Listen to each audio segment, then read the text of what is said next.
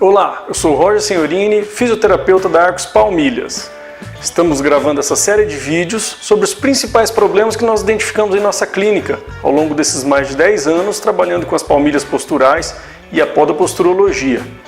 Nosso objetivo com esses vídeos é levar informações para o maior número de pessoas, essas pessoas que precisem dessa informação, que sofram desses tipos de problema ou pessoas que têm interesse nesse assunto, para mostrar o quanto a podoposturologia e as palmilhas posturais podem ajudar na identificação das causas e tratamento desses tipos de problemas.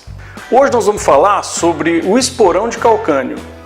Você sabia que aproximadamente metade, ou seja, estudos indicam que 48% das pessoas que já tiveram inflamação no calcanhar, que é a fasciite plantar, 48% possuem o esporão de calcânio também? Metade aproximadamente das pessoas que tem esse mecanismo que gerou a fasciite é o mesmo mecanismo que faz gerar também o esporão de calcânio. Para começar, vamos entender primeiro o que é o esporão de calcânio. Por que esse nome? O esporão é um calo ósseo, uma ponta óssea formada no calcanhar, por esporão de calcânio, formada por tração. O principal fator é entendermos que aquele calo ósseo, aquela ponta óssea não foi formado por compressão, por pisar excessivamente no calcanhar, e sim por tração. Então não é por pressão, e sim por tração da face, dos tecidos da sola do pé. Como vocês podem ver nessa imagem, a ponta óssea aponta para frente e não para baixo. Então o estímulo, todo calo ósseo, toda calosidade tem que ter um estímulo, como quem escreve muito tempo com a caneta, fica ali onde apoia no dedo a caneta, forma um calinho. Então no pé, mesma coisa, para ter o calo ósseo tem que ter estímulo. E o calo mostra que a ponta dele mostra de onde está vindo esse estímulo, da frente, está vindo por tração e não por pressão. Se fosse por pressão, seria uma ponta óssea para baixo e não para frente, como vocês podem ver nessa imagem. Esse é o principal esporão de calcânio, o principal tipo de calosidade e calo ósseo que forma no calcanhar, chamado esporão de calcânio. Porém, temos um outro tipo que vocês podem ver nessa imagem também. É um esporão, uma calosidade óssea, só que lá no tendão de Aquiles, atrás. Uma ponta óssea para cima, no sentido do tendão de Aquiles, em direção à panturrilha. Também pode ser formada nesse sentido. São os dois principais tipos. O primeiro tipo com uma incidência maior, o mais importante. Como eu falei, para ter esporão tem que ter tração. Nessa imagem vocês podem identificar a fáscia, que é o tecido, aquele em vermelho que vocês estão vendo ali na sola do pé, e atrás ali o tendão de Aquiles, que é representado ali pela seta preta. Então a fáscia, a seta preta embaixo, mostrando a tração da face, o quanto estica esse tecido, e atrás no calcanhar a seta mostrando o quanto estica ali, esticado pelo tendão de Aquiles, pela panturrilha.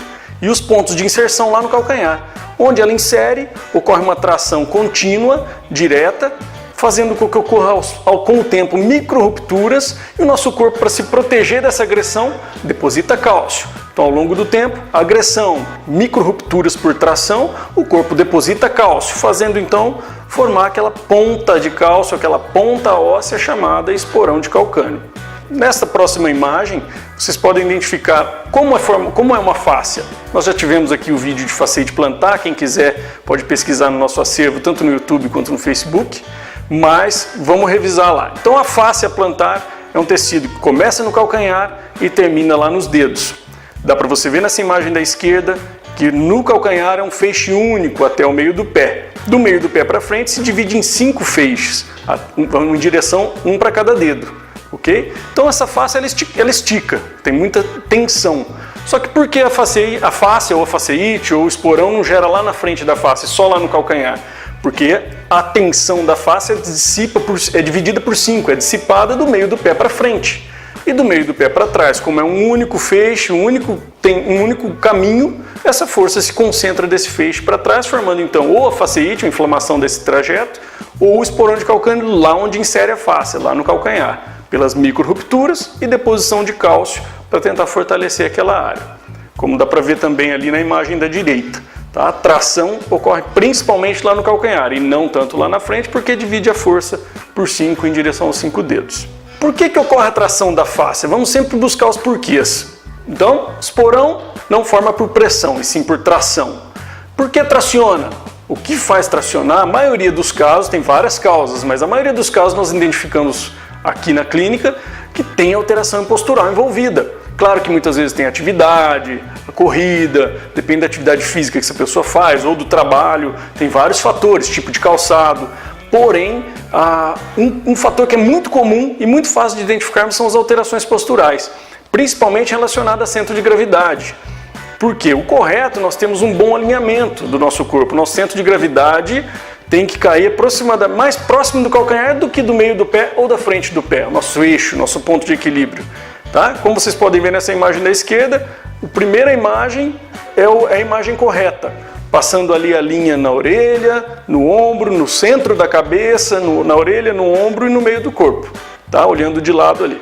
Do meio já tem uma anteriorização, o corpo já começou a ir para frente, a cabeça já foi mais para frente, a orelha também já está mais para frente da linha.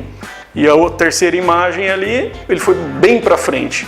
Então o centro de gravidade vai muito para frente. Se o nosso corpo vai para frente, automaticamente nós vamos depositar mais peso na frente do pé e não tanto no calcanhar como deveríamos. Com isso estica o tecido da sola do pé, que é a fáscia plantar. E a panturrilha, que é o músculo posterior, o músculo de trás da perna, se contrai porque o nosso corpo está indo para frente, ele se contrai para proteger, para minimizar essa alteração do centro de gravidade. Com isso também estica ali o tendão de Aquiles.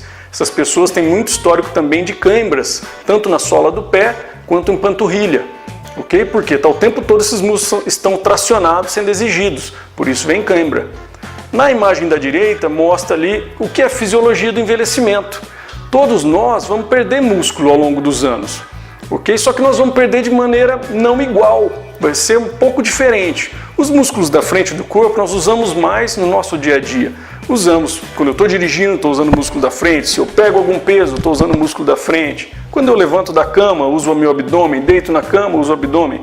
Então, muitos movimentos no nosso dia a dia são para frente e nós não temos movimentos para trás. Então, usamos menos os músculos de trás do nosso corpo.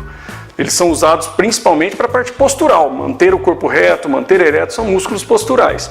Então, naturalmente, se eu vou perder força ao longo da vida, vou perder músculo, eu vou perder mais músculo daqueles que eu uso menos. Então, os de trás do corpo eu uso menos, perco mais. Os da frente do corpo eu uso mais, perco menos. Com isso, a diferença de força começa a ocorrer.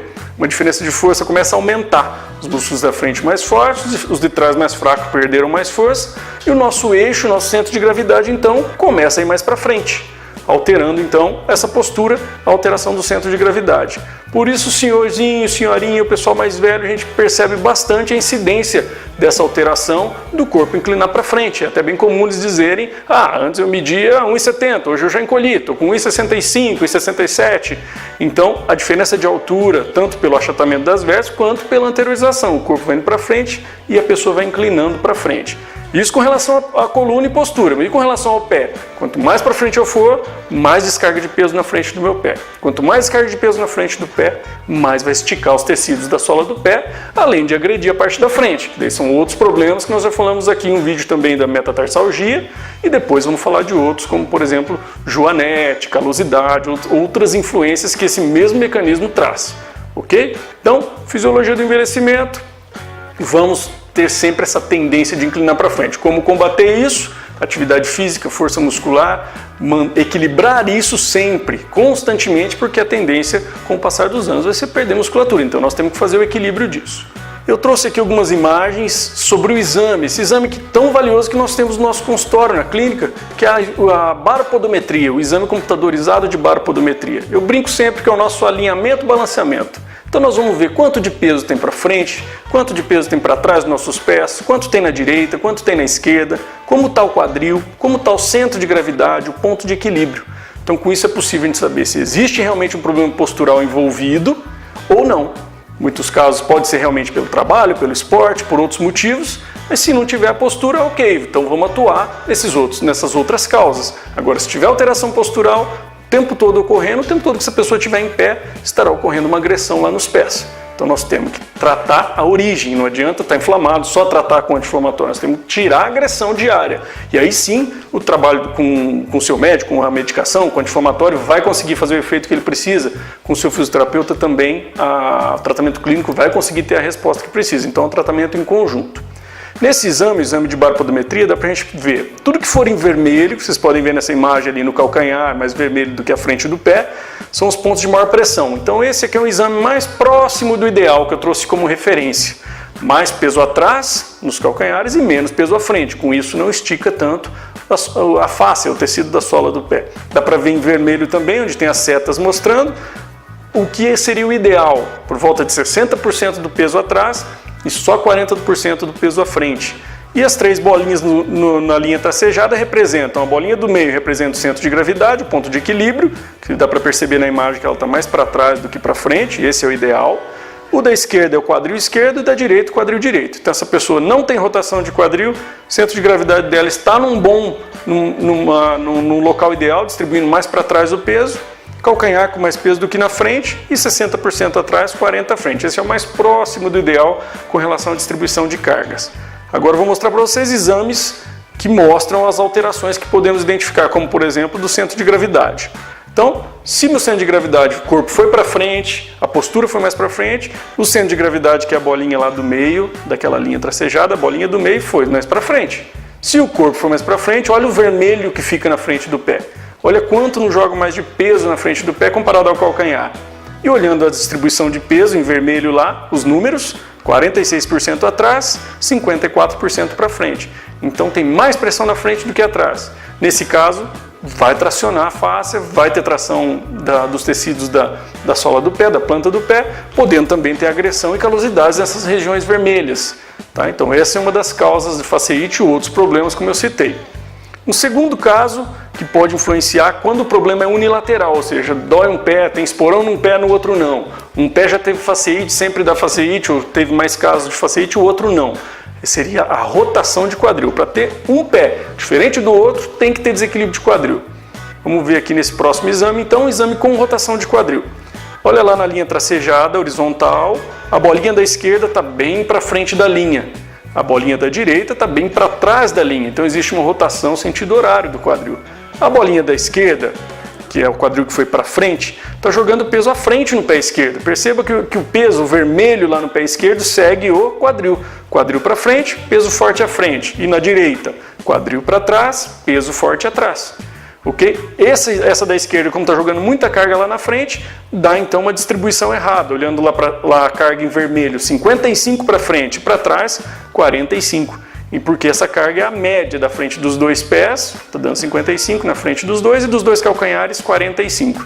Então, o pé que pode sofrer problema nesse caso aqui é o pé esquerdo. O direito está mais adequado com peso atrás. Então, sempre que tiver diferença, rotação de quadril, desequilíbrio de quadril. Essa pessoa pode, já pensando em desequilíbrio de quadril, ter também problemas de coluna já envolvido, falar que tem um histórico de dor na coluna. A gente já investiga esse outro lado também. Como tratar esse tipo de problema? Como eu já citei aqui algumas causas, algumas formas. Então, primeiro de tudo, ver se tem o desequilíbrio. Vamos avaliar, fazer o exame de baropodometria, identificar a causa do problema e não ficar só correndo atrás da consequência, da inflamação e tentando reequilibrar isso. Vamos ver se tem o desequilíbrio. Se tiver o desequilíbrio, utiliza as palmilhas posturais para que no dia a dia o desequilíbrio não fique atuando, não fique agredindo seus pés. Depois disso, aí sim, tratamento clínico com seu fisioterapeuta para combater a inflamação, para reequilibrar a musculatura, tratamento medicamentoso com o seu médico, o que ele sugeriu, a linha de tratamento que ele está também abordando no seu caso. Alguns casos, poucos casos, precisam de cirurgia nesses casos. Tá? Poucos casos, a maioria não necessita. Com esse tipo de tratamento já é possível combater, reverter isso, que a inflamação regrida, para que a pessoa possa ter qualidade de vida mesmo pontinha óssea estando ali ainda, ela não vai sumir, só te retiraria se fosse cirurgicamente. Mas é possível fazer com que a inflamação regrida e a pessoa conviva normalmente com o esporãozinho de calcânio, evitando que ele aumente também, né? Porque nós estamos tratando a causa, e sem ter problemas, sem ter recidivas, para que isso não fique inflamando ou trazendo dor, que é o fator mais limitante, né? Então, tratamento em conjunto, fisioterapia, palmilhas, médico, e depois que a inflamação cede, depois que a inflamação aliviou, a atividade física, como vocês podem ver nessa imagem. Porque nós temos que manter uma atividade física regular ao longo de nossa vida, porque nós vamos perder músculo, como eu falei. Se não combatermos esse desequilíbrio muscular, nós vamos ter consequência. Então, atividade física sempre, preventivamente, para que não tenhamos problemas, e se teve, trata primeiro, inflamação regrediu, problema sumiu, continua com a atividade física para não ter problema. Se você gostou do vídeo, clique que gostou, indique esse vídeo para outras pessoas, para que possamos levar essa informação para as pessoas que precisam, que podem estar sofrendo com esse tipo de problema também. Dessa forma você consegue ajudar também outras pessoas a encontrar saída, como tratar um problema que é um problema muito limitante no dia a dia de cada pessoa. Tá? Lembrando, curta lá a nossa fanpage, você vai ver os outros vídeos também, receber os novos. Tem o canal do YouTube também que fica fácil de identificar todos os vídeos que a gente tem lá, o acervo todo de cada patologia, de cada problema. Indique sempre para outras pessoas e assim nós vamos conseguir contribuir ajudando outras pessoas também, ok? Um grande abraço, até o próximo vídeo.